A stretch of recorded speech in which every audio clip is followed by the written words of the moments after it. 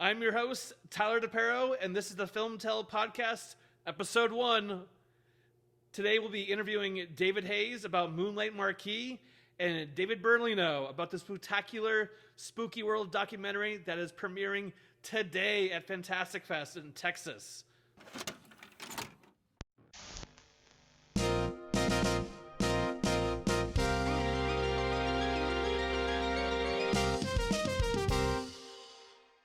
Okay, so welcome to episode 1 of the FilmTell podcast.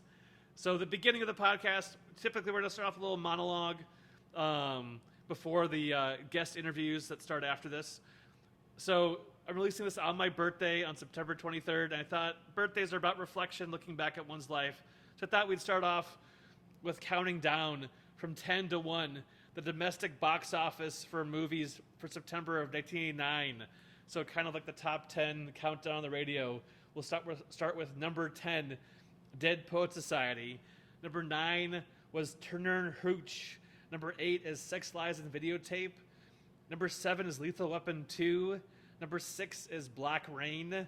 Number 5 is The Abyss. Number 4 is When Harry Met Sally. The domestic box office for September of 1989. Number 3 was Parenthood. Number 2 was Uncle Buck. Number 1 was Sea of Love. So there you go, the top 10 of September of 89. Now let's go to the interview with David Hayes as we discuss Moonlight Marquee, an encyclopedia book that encapsulates all the werewolf movies in cinema history from the beginning of cinema till now. It's available at splattertheater.com or Amazon currently. So I was one of the co-writers of the book, and some of my entries are Werewolves Within, Cirque du Freak, The Vampire's Assistant, Lost Boys, The Thirst, The Twilight Saga, Eclipse, Dylan Dog, Dead of Night, Dark Shadows, the Tim Burton movie, Halloween High, Scooby-Doo and the Goblin King, and Big Top Scooby-Doo. So check out those entries in Moonlight Marquee, and now here's our interview with David Hayes. Yeah, what did you ask me to do? David, can you describe yourself? My name is David Hayes. I'm a Sagittarius. I'm technically morbidly obese. Currently, I teach psychology and communications at various places.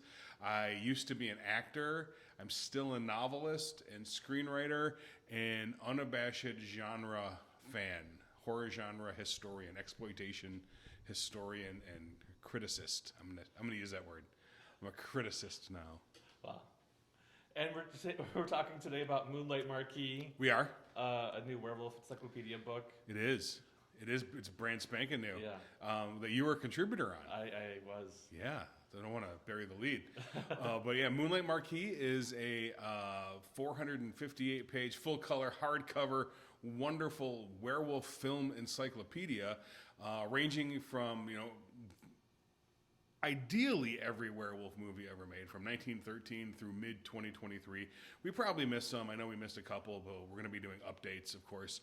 But there's entries for everything, encyclopedic entries broken down by the statistics, of course, like who's in it, who wrote it, brief summaries, commentary from the writer of each entry, and then an assessment of the werewolf in it. What type it is, what mythology it follows, what the effects look like, how it was presented. And then for most of the entries, we have a couple of review quotes from different places. And then we also have some great articles in there, too. There's a beautiful retrospective of Lon Chaney Jr., one Paul Naschy, so he's kind of like the 70s Spanish Lon Chaney Jr. And then we have some interviews with some werewolf filmmakers, which were great. Joe Dante, who directed The Howling, Fred Decker, who wrote Monster Squad, Eric Red, the genius behind Bad Moon and Hitcher. And he also did my favorite vampire movie of all time. He was the writer of a Catherine Bigelow film before she won her Oscar for The Hurt Locker, called Near Dark, with Lance Henriksen and Bill Paxton, that I seamlessly just rattled off because there's no edits involved here. Nope. Not a single edit at all. You're one take wonder. I am. You know, you get what you get. You know, no one pays me enough to do 2 takes, so I just roll in and I say words, and then I leave. But yeah, so it's a huge book. It's international, so it goes, you know, all over the world. And we are planning the update 28. So 5 years from now, we're going to do another update if enough of us are still alive at that point to put out an update. But yeah, it's on Amazon. It's on splattertheater.com, the publisher site, all over the place. What sparked your interest in werewolves or Wolfman? And what got this book going for you? So like okay, I'm gonna start with a C, then go back to A and B. Okay. The C thing is, so I worked in B movies for decades, like the longest time, and specifically B horror movies. And so I did a lot of stuff, a lot of shot on video stuff, a lot of shot on 16 stuff over the course of years. And it's, you know, the holy grail of exploitation DIY stuff is the werewolf, you know, because you can't do it right. It's really hard to pull off with a bunch of money. It's almost impossible to pull off effectively with no money. So that was something that I always wanted to get into. I produced a movie called Blood Moon Rising that had a really bad werewolf in it. And I was an actor in it as well, and that poor werewolf ate me, which off camera, of course. What was that transformation like in that movie? So, it was really bad, like wipes and fades to the rubberish type mask. Since the effects person on Blood Moon Rising oversold their abilities and also charged, like, would start to like nickel and dime things, like, oh, I need like $200 more, man, because this has got to happen. I didn't plan on that. And we're like, okay. So it turned out pretty poor. The premise is ridiculous because the werewolf, if you get bit by a werewolf, you turn into a zombie. Mm-hmm. So we were just going to smash all these little genre elements. A zombie werewolf, or you're just a zombie? Sure. Okay. It's not really explored. I mean, it's kind of like American One from London, a little bit, maybe. So yeah, but I mean, I think the American Werewolf in London was interesting. So if you were bitten by a werewolf and survive, you turn into a werewolf. If you were bitten by a werewolf and die, then you haunt the next werewolf. You haunt the victim, the survivor. I think that's the mythology. Maybe I'm trying to make it seem more logical. No, Blood Moon Rising is not logical at all. No. And then I also had an acting role in Werewolves in Heat that you were a part of. Yep, I filmed that. And by acting, I'm using air quotes. Acting part. and the werewolves in that were limited to large-breasted women with fangs in and some mutton chops. Oh, yeah. Yep. So if you can't do it well, do it really crappy on purpose, I guess, is the premise of that one. But that's... Because your character is just green screened into a TV in that movie. Yeah, I think we're doing like a pre-Zoom. This is pre-pandemic. Mm-hmm. We're doing like a pre-Zoom call with a young lad. And as, you know, acting like me and John Arking, acting as his rabbi mentors. You gotta see the movie. You don't have to actually see the movie. You can buy the book and read about the movie. Oh, yeah. That's probably safer. That's more important. Yeah, and it sits nicer on a coffee table. You don't have to explain to your mom what Werewolves in Heat is. So that's just a thing. So that's part of it. Then if we go way, way, way back in time, growing up in the 70s and 80s, so we used to have those weekend horror marathons and the horror hosts. And I got way deep into the plight of Larry Talbot. So The Wolfman, 1941, Frankenstein versus the Wolfman, 43, I believe. He was also in House of Dracula, House of Frankenstein. And his final official Universal Larry Talbot appearance was in Abbott and Costello Meet Frankenstein. And so this is like the one character in the Universal Monsters, in the canonical Universal Monsters, who didn't change actors. It was the same guy, cursed film after film after film to live through this thing that he couldn't escape. And so when I'm growing up in a small rural town in Michigan, feeling like I can't escape, and this guy's got this burden on him, and I'm like, oh, in my little mind. I mean, I'm not making the connection, but I think that's why it resonates so much. And he's got this inner turmoil that he just can't control. And when it comes out and it affects everybody. And he is so sympathetic in that role. And I mean, it's for good reason. I think that he's kind of attached to Larry Talbot, to his dying days, because he went so far beyond what he was supposed to do with it. And people talk about Karloff's Frankenstein, which is the goofy rumbling monster, and Lugosi's Dracula, and all wonderful stuff. But this Larry Talbot, this werewolf, and the idea of the werewolf was something that it was not life changing, but kind of like I looked at genre different because of it. Because that way you can have pathos. You can have this emotional content. You can make someone feel horrible for the horrible, awful things that's happening in front of them. And so the potential for a lycanthropic werewolf film of cursed awfulness is so rife with the potential for more. And then we move into the early 80s, and video stores are happening, and I stumble upon, I probably saw it 83 or 84, all the stuff that came out in 81, because that's when the VHS would hit. So 1981, Year of the Wolf, The Howling, Wolfen, Full Moon High, and American Werewolf in London all come out. And a Spanish Nashi werewolf film that, of course, we didn't get in the States for years. But in the video store, they all start to hit at the same time. And seeing the whole idea of the curse of Larry Talbot, in American Werewolf in London, it's amplified and it's modern at the time. It's slick. It's not black and white. There's the guy from the Dr. Pepper commercial in it. So there's this pop cultureness, and it's fun.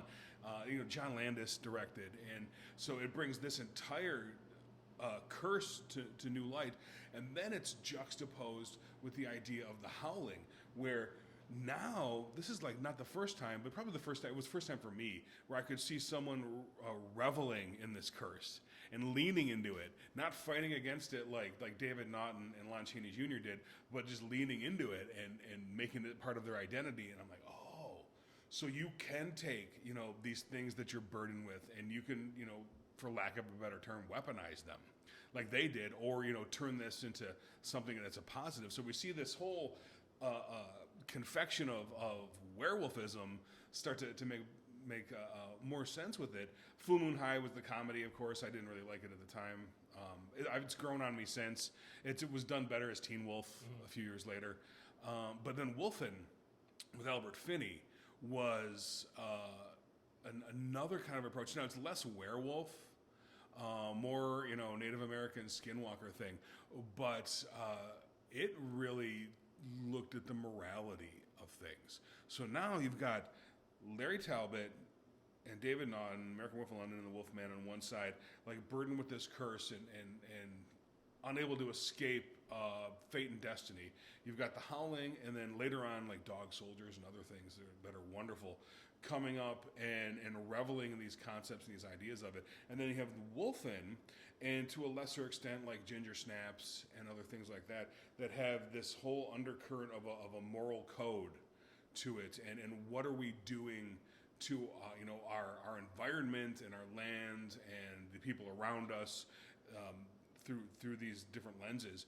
And so I think the werewolf in and of itself is really the prime classic monster creature horror icon to explore so many different themes. I think there's more to it than the vampire, which is just about feeding and propagation. The zombie, of course, is not about zombies at all. It's about people and how they react to zombies. The slasher is limited, but things that with this metamorphic sort of aspects of it are change, whether willing or unwilling, is something that kind of resonates. So that is my incredibly long-winded explanation of why. That's great. Thanks.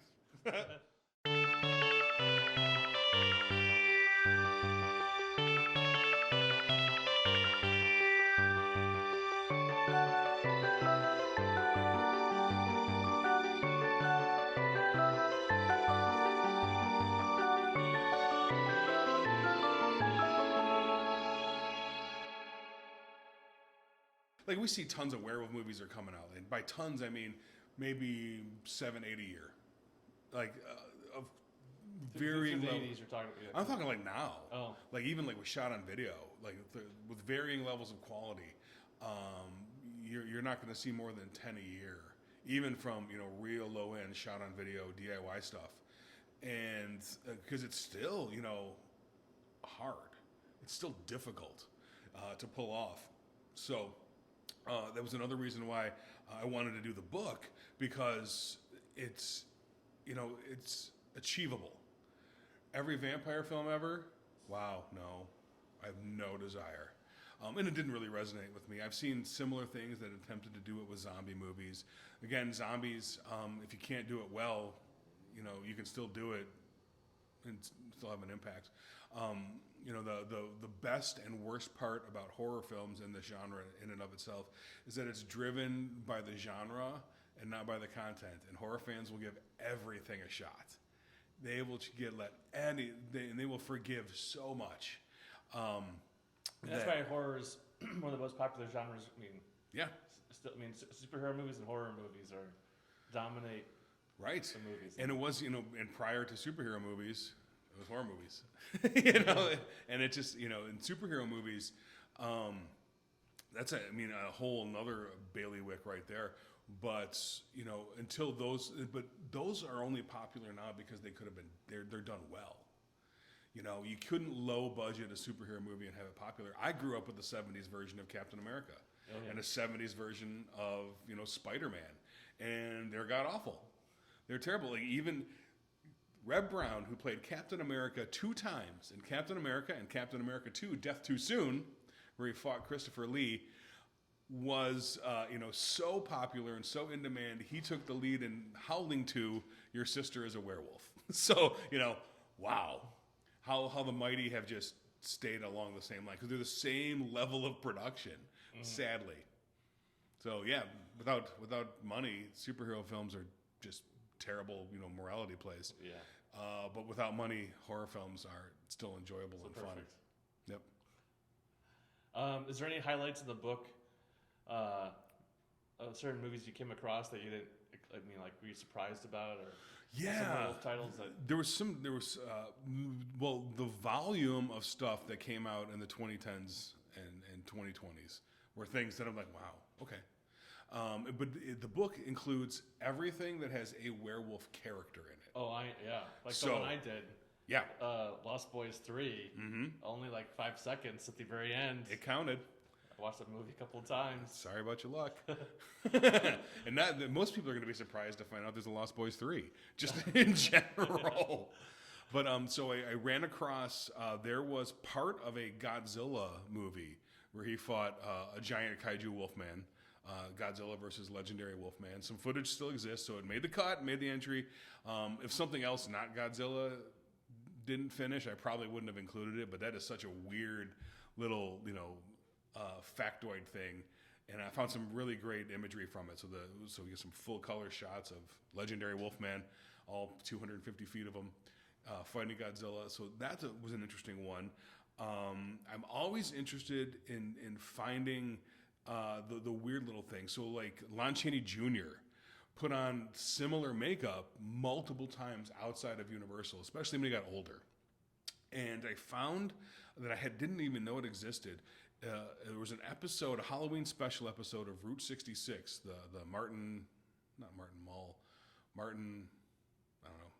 TV show, guy from Adam 12. Mm-hmm. And so, it's a fluff TV show. But in this special, Boris Karloff, Lon Chaney Jr., and Peter Lorre were in a club trying to bring back the old-time scares. So they went to the hotel that the main characters were working at, and it is the last time that Karloff puts on the Frankenstein monster makeup and Chaney puts on the Wolfman makeup because they're trying to scare these people into believing that like old monster movies can come back.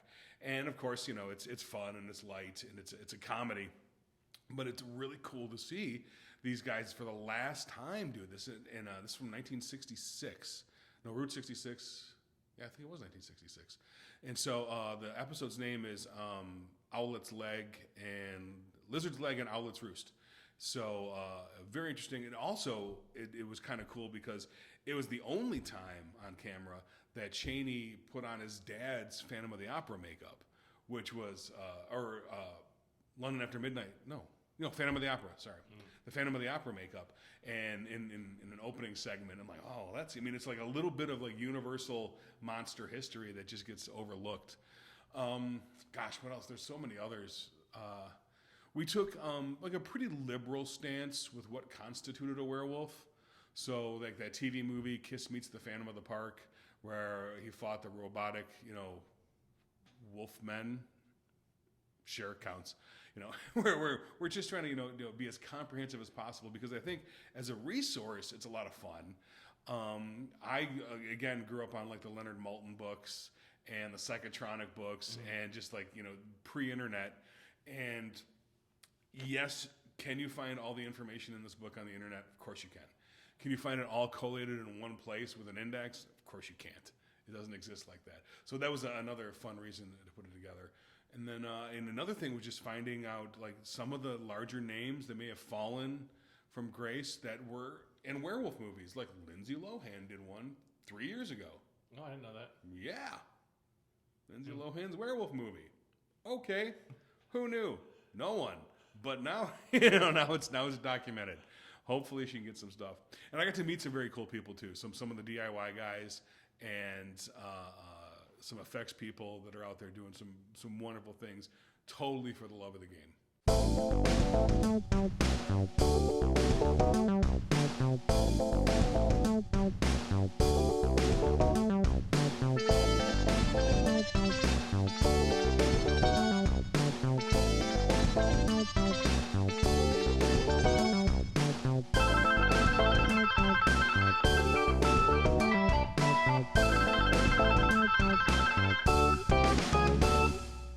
Like if you had an unlimited budget and time to make a quality werewolf movie. So, I already thought about this.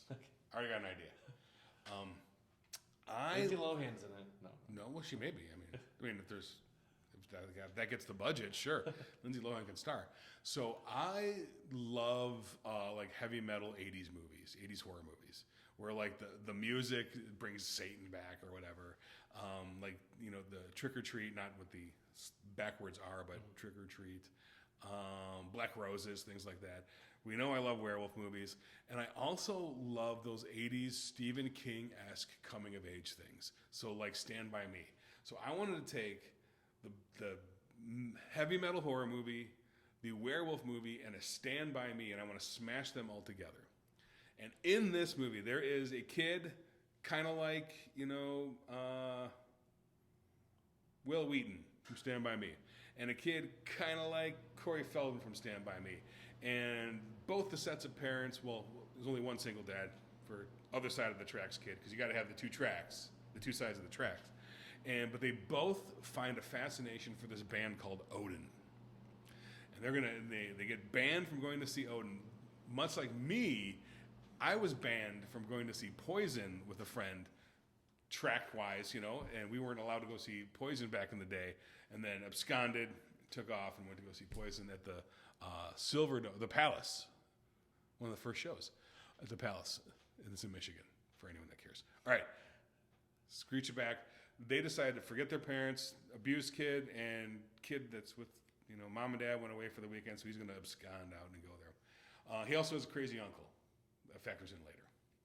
And they go and see the band. They sneak backstage, and they see that Odin, this really cool, like Kiss-esque, Gwar-esque, theatrical band, are really a bunch of freaking werewolves. And they turn into werewolves backstage, and they eat groupies, and it's horrible, and they get found out.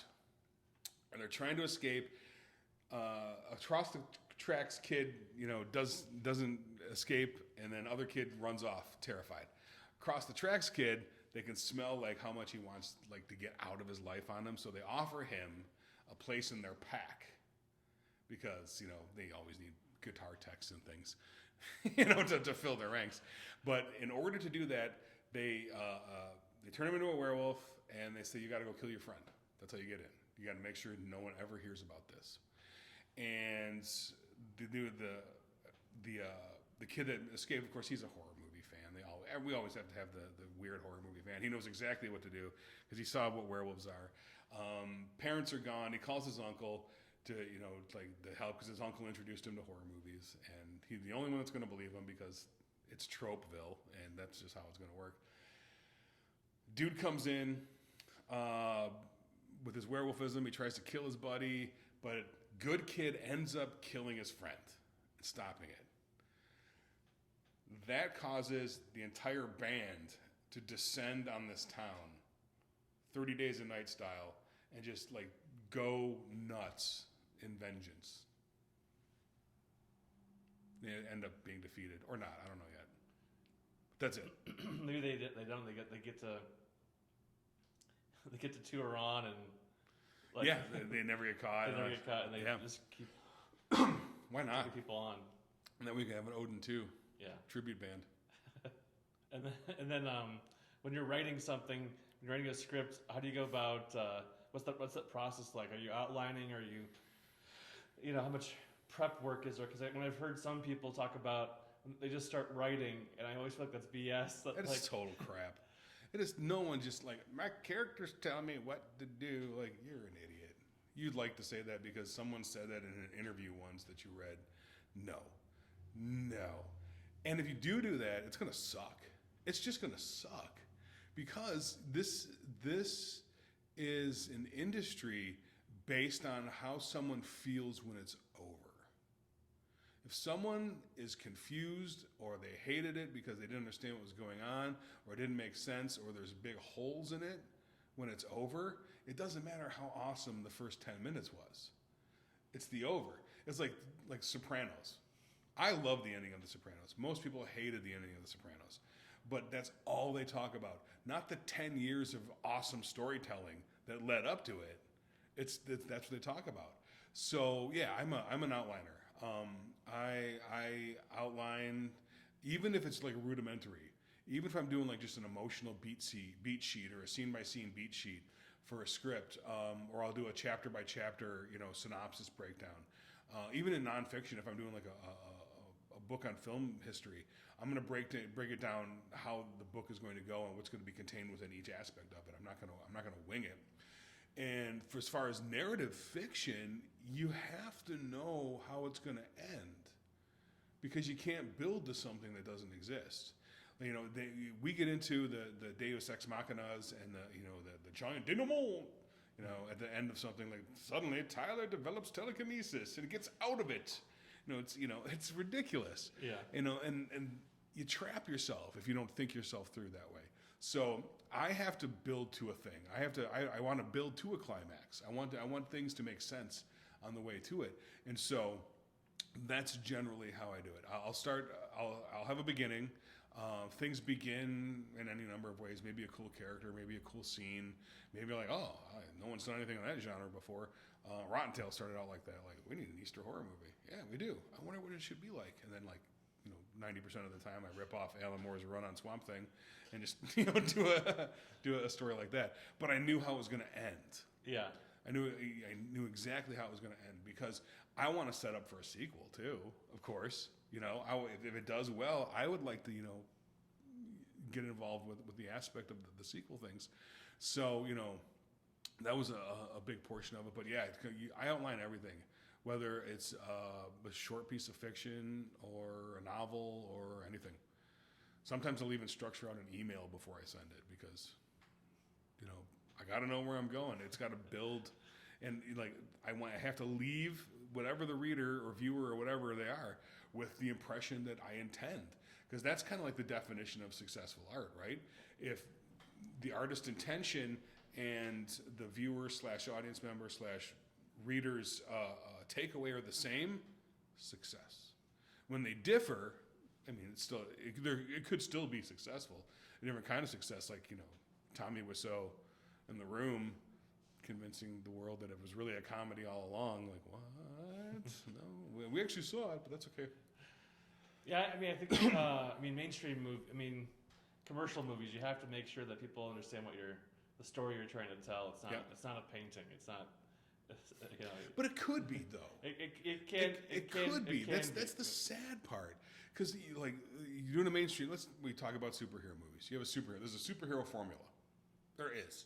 There's the origin story formula. There's the middle story formula. There's the redemption arc formula. So there's different stories to tell within that using these characters. But how you tell that, it can be a painting. It can be crafted really, really well. It doesn't have to be a shit script with a beautiful CGI. You don't have to Michael Bay the shit out of something. You can have Michael Bay and a really well-crafted story all at the same time. It can exist. And arguably, the well-crafted story is the cheapest aspect of it, and that's why everyone's striking right now. But it is like the least expensive part and the most important part, all at the same time. But I don't trust directors. I don't. Any director that's ever taken, most directors. If I didn't know what I was getting into ahead of time and I thought someone was going to do justice to my story, then I was generally disappointed at the end of it. Like Klaus Kinski on the Nosferatu in Venice, in an interview, he goes, "I'm allergic to directors. I don't like directors." I'm not allergic. I mean, from an actor's side, I've worked with really good directors.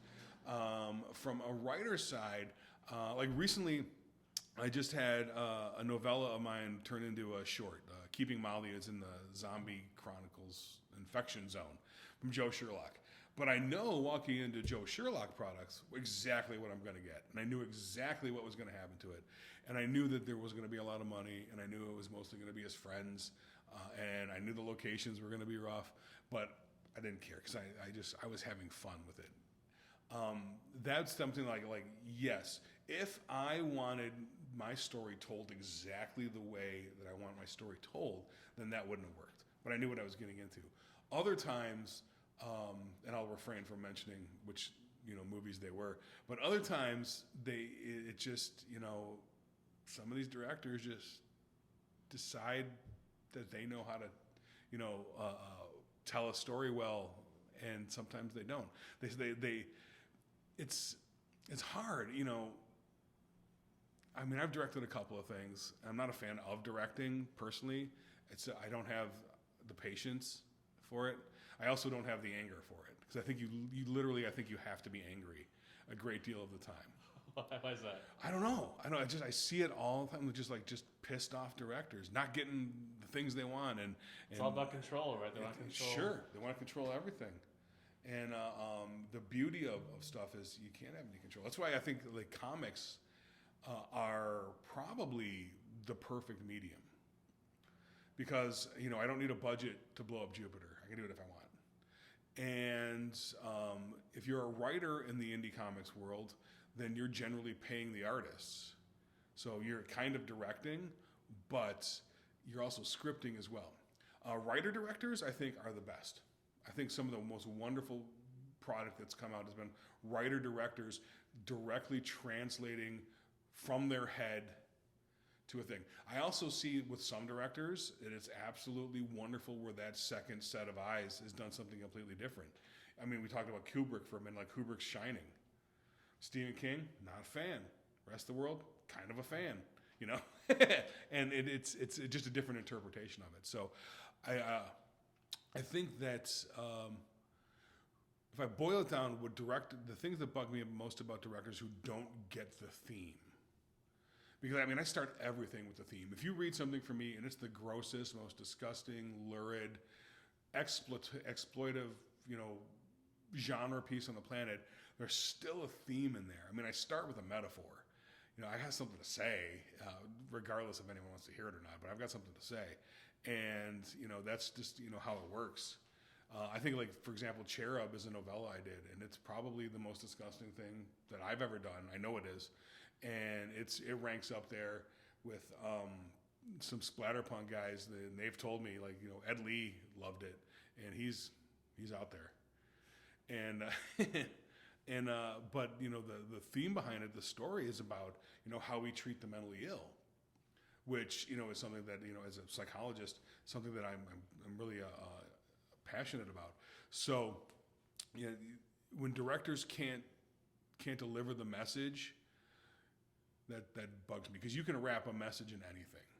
I wrap it in like really gross and gory awfulness. Mm-hmm. That's just kind of my wrapping for my present. But you can tell a story at any milieu, which gets us back to superhero stories can have a theme and a message too. It can be art, and The Werewolf is proven that art is possible. Pathos is possible. The human condition can be told within humanity. Hey, if you want to see David introduce 7 horror movies on Saturday, October 14th from 11 a.m. to 11 p.m., you should come out to the Historic Hall Theater for the 12-hour horror movie invasion. The 7 movies will be Extro, The Fog, An American Werewolf in London, Sleepaway Camp, the 40th anniversary, The Wicker Man, the 1973 version, The Howling, and Rosemary's Baby. Right now, advanced $48 all-day pass tickets are available. So you can spend a whole day watching horror movies with your friends for $48. That includes 7 movies, popcorn and a drink. Holy cow, what a fun day. So if you want to come out and see David introduce all 7 movies, you should do that and bring some friends with you. And tickets are available at historichalltheater.com.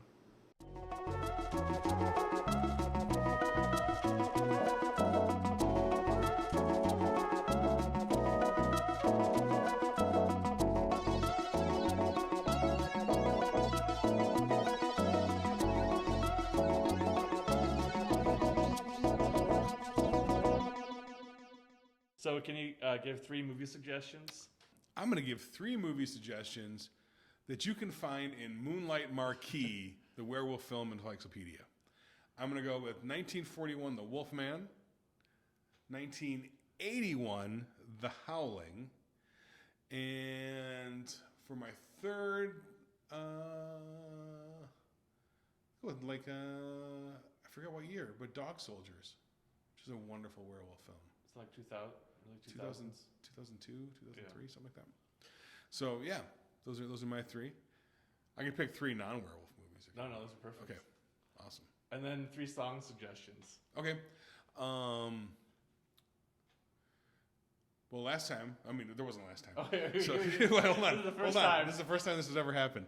I'm going to say first one was Guns N' Roses, Sweet Child of Mine, because it changed the face of music, as we never talked about before. And it's going to sound weird, but the theme from Ghostbusters, because that changed how we approached movie music. Theme songs? Yeah. And then just for fun, Dream Warriors by Dokken from Nightmare on Elm Street 3, The Dream Warriors. Great. Dream Warriors, ain't gonna sleep no more. Right. Yeah. And then, so what do you think of pineapple on pizza? I enjoy pineapple on pizza. I enjoy all pizza. I'm not some weird pizzacist that just decides what's good for the rest of the world. You like it? Put it on your pizza. It doesn't hurt anyone else. It's like shaved baby. Don't put that on your pizza. That's probably bad. But if you have not hurt another human being for your pizza topping, do it.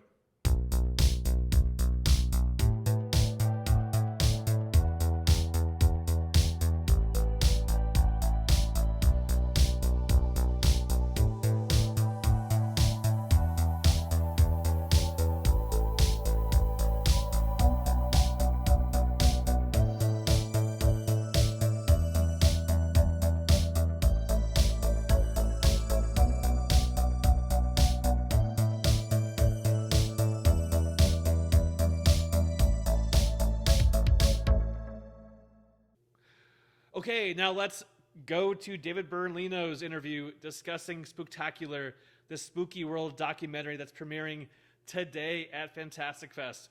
When David and I originally recorded this interview, he couldn't discuss exactly which film festival he was premiering at, so he does not tell which one. But it is certainly Fantastic Fest, premiering September 23rd today at the festival.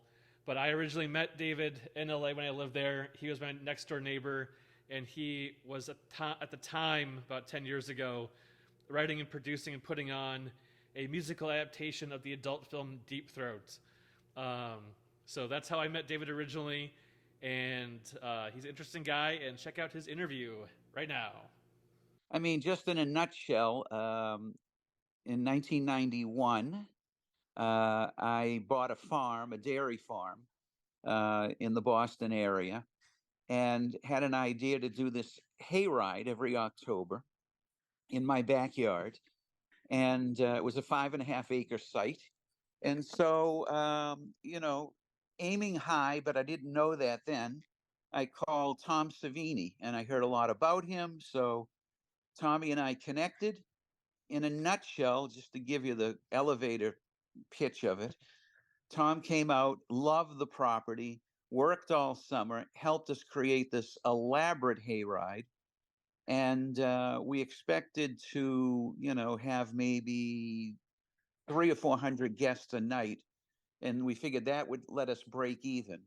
And instead, for 31 nights, we did 2,000 people each night. Wow. And so it was a phenomenal success. I had a 10-year loan for $150,000, and we paid it back in 3 weeks. And as a result, Tommy came back every year to help build additions to the event.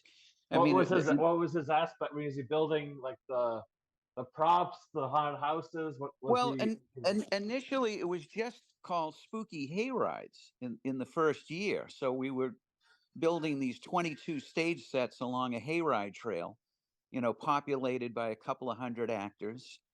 And so that was his concentration, is to form the little vignettes, stage them, direct them, and we would be and you wrote the stories to those, right? I remember you talking about.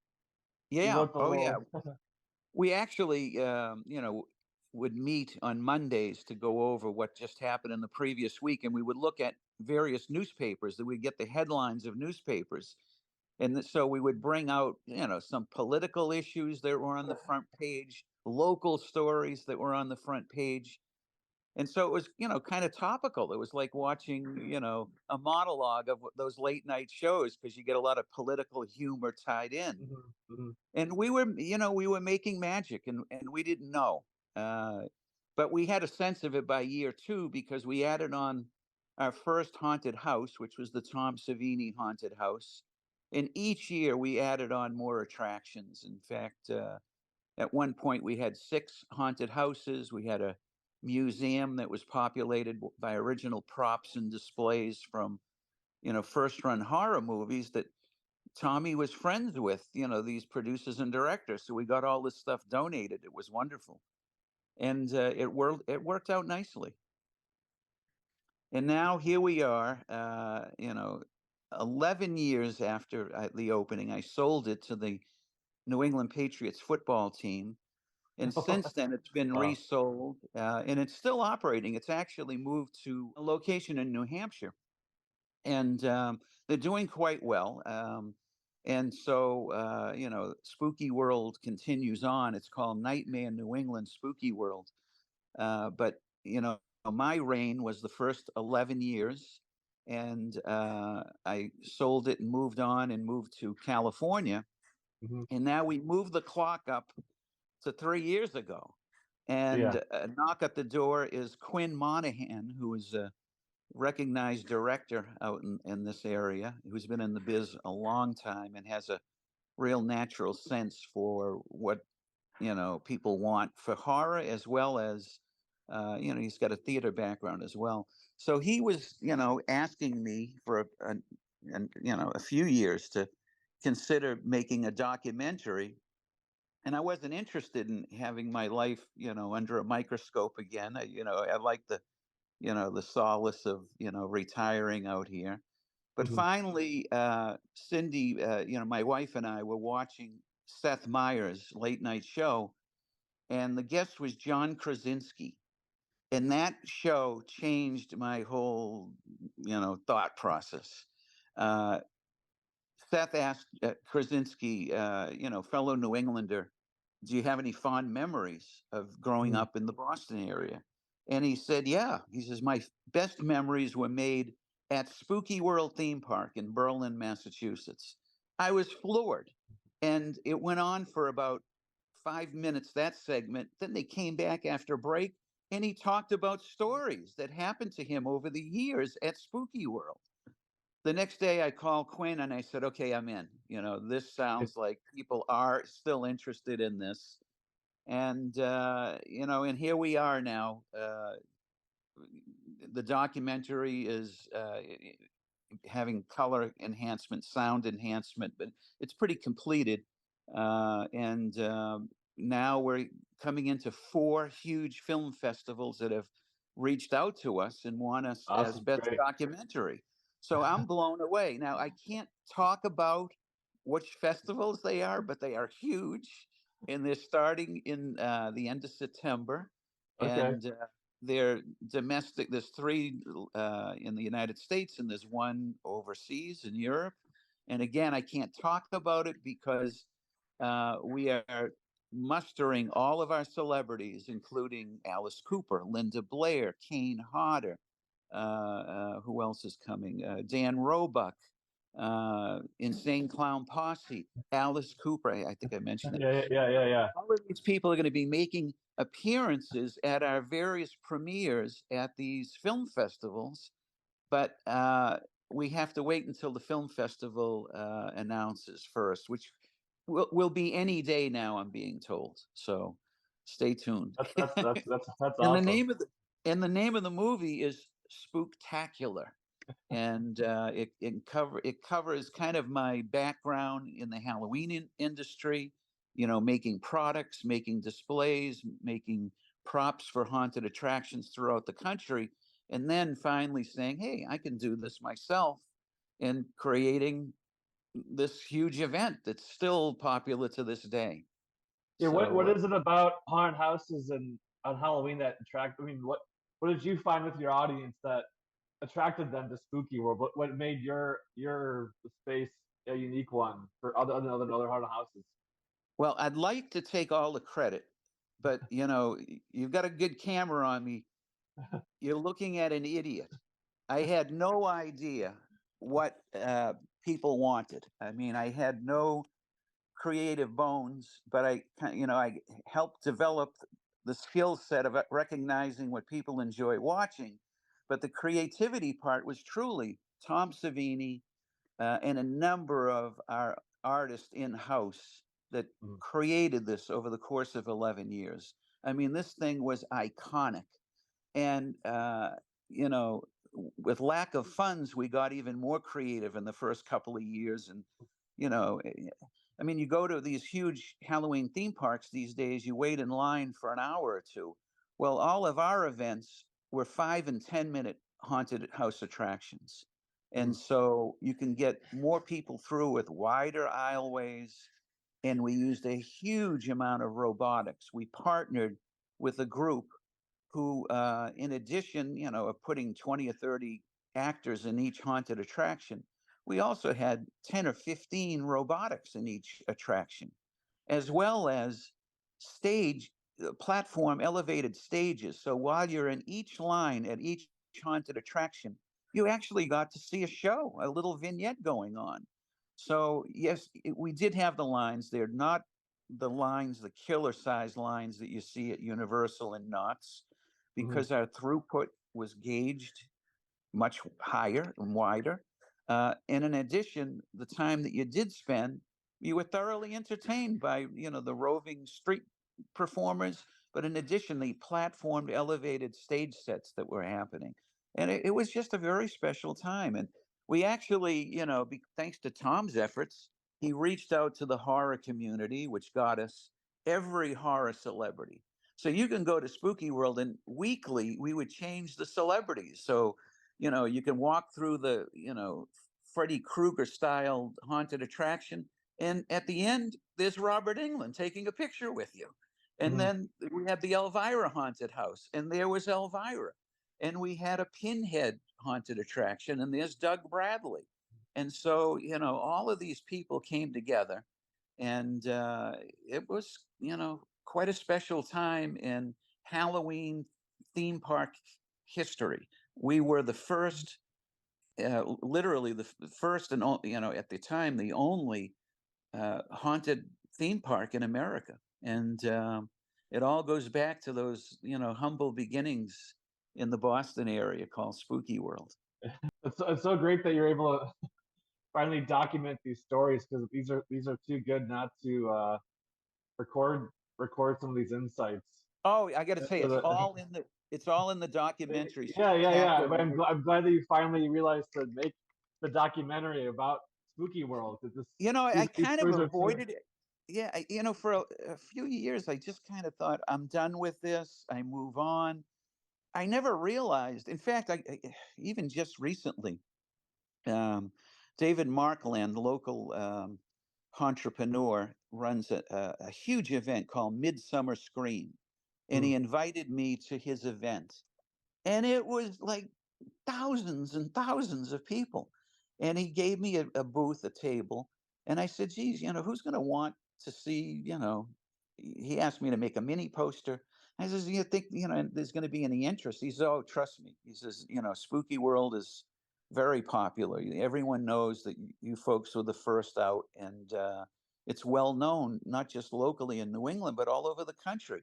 Well, 2 weekends ago, I went out there and I brought the posters, and I was stunned. I signed 400 posters.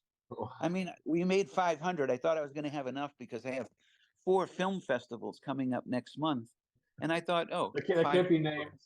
I went through almost all of them. I autographed them all, and people had great stories. And some of the stories were not just people, indigenous to New England. They saw the Spooky World video, which was a commercial videotape we made back in the mid 90s, and they bought it at Spencer Gifts. I remember selling 24,000 of these videos, a visit to Spooky World, to Spencer Gifts. So they were in every Spencer Gifts location. They were in every iParty location. And so even people, and of course, there's just haunted house lovers that, it's almost like the way people gamble at their local Indian casino, but then they know that the granddaddy of all casinos is in Las Vegas. So we were kind of like the Las Vegas of the Halloween attractions. We were to the fans. So this is just wonderful to, and again, when I was at this event called Midsummer Scream, one of their huge features, and this is very cool, is they get about 20 haunted house attractions, and each one puts their best displays on. So you can actually walk through 20 little mini haunted house attractions. And of course, one of them was Knott's, and one of the officials at Knott's came by my booth and said, we want to thank you on behalf of the industry. You started our industry, and you're the granddaddy. You're known as, the first Halloween theme park in America. And it's like, I guess we are. I mean, I just not realizing, the impression that we had on millions of fans. Yeah. So it's kind of cool. Yeah, I mean, is that I don't know, is that your legacy of Spooky World? Is that yeah, I mean, I guess it is. I mean, I thought, I was never looking for a legacy, but I'm thrilled when I see, one of our makeup artists that's up for an Academy Award. I mean, for doing makeup. And he started at Spooky World. We have several people who have been Academy Award nominated that started their careers at Spooky World. I'm blown away by that. I'm blown away by the actors who were at the haunted attractions, the celebrities that visited as guests when they were children. And, one of them is a fellow by the name of Spencer Charnas. He's in a group that he started called Ice Nine Kills. And I had a phone meeting with him a year ago, and he wanted to supply music gratis for the Spooktacular documentary. Awesome. And I said, give me your impressions. He said, David, I went there as a kid. I was motivated to do all my horror music. If you've not watched their last album, it's all horror movie themed Oh, yeah, and songs. his motivation was Spooky World. So figure that out. So, he's actually coming to at least one of the huge film festivals. And it's nice because, after we screen the movie, several of these celebrities will be in a talkback session, a panel with me, along with Quinn Monahan, the director. And we're going to, just kind of relive it all.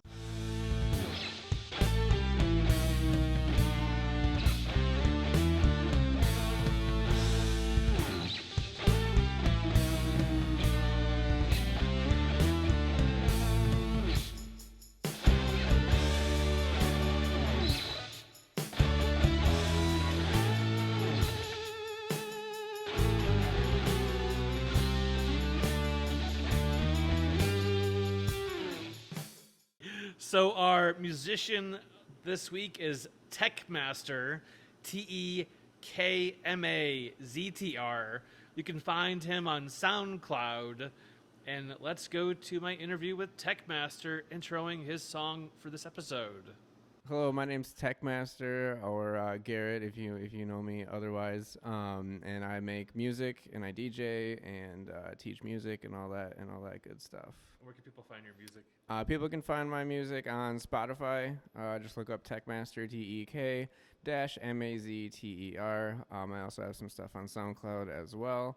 And I think there might be some mixes and stuff on YouTube out there as well. Walk to Wherever was made around the time where the Tropical House, which is that particular genre, started kind of getting on the rise. So very inspired by like Kygo and that kind of stuff, and really kind of chill but upbeat. Has that constant kick drum going the whole time with those tropical sounds. But I'd never really had much experience with being in tropical areas, so I kind of took inspiration for where I was living at the time at my parents' place in the middle of the woods. And we had plenty of trails, nature trails in the backyard area. So that's kind of where that inspiration came from. It was not necessarily a tropical area, but more of a woodsy area that I grew up with. And that's where the name Walk to Wherever comes from, because we would always just kind of, on a lazy day, just go walk the trails to wherever.